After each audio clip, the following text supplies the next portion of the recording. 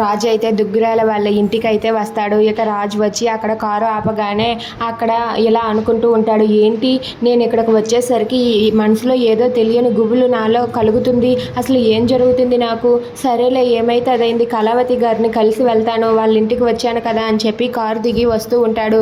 అలా వస్తూ ఉండగా అక్కడ ఉన్న దుగ్గిరాల నిలయం అనే పేరు చూసి రాజు అయితే ఒక్కసారిగా ఏంటి నాకు ఈ ఇంటికి ఏదో సంబంధం ఉన్నట్టుగా ఉందే, నాకెందుకు అలా అనిపిస్తుంది అని చెప్పి ఆ ఇంటిని చూసి అక్కడే అలా నిలబడి ఉండిపోతాడు.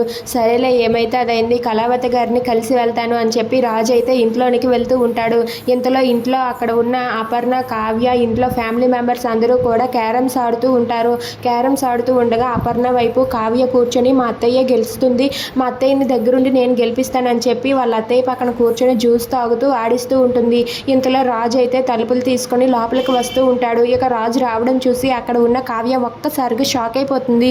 ఏంటి ఈయన డైరెక్ట్గా ఇంటికి వచ్చేసారేంటి, అమ్మో ఇప్పుడు ఈయన కానీ ఇంట్లో వాళ్ళు చూస్తే ఏం జరుగుతుందో ఏంటో అని చెప్పి కంగారు పడుతూ ఉంటుంది. ఇక అక్కడ ఉన్న రాజు అయితే లోపలికి వస్తూ ఉంటాడు. అది చూసి కావ్య అయితే ఒక్కసారిగా షాక్ అయ్యి ఇప్పుడు ఎలాగైనా సరే ఈయన లోపలికి రాకుండా నేను ఆపాలి అని చెప్పి తనైతే ఆ జ్యూస్ని అక్కడ పెట్టేసి పరిగెత్తుకుంటూ బయటకు వెళ్తుంది. అది చూసి అపర్ణ అయితే ఏమైంది, కావ్యకి ఎక్కడికి వెళ్తుంది అని చెప్పి అపర్ణ కూడా వెళ్తూ ఉంటుంది. If you like this video please like, share and subscribe friends. Thanks for watching.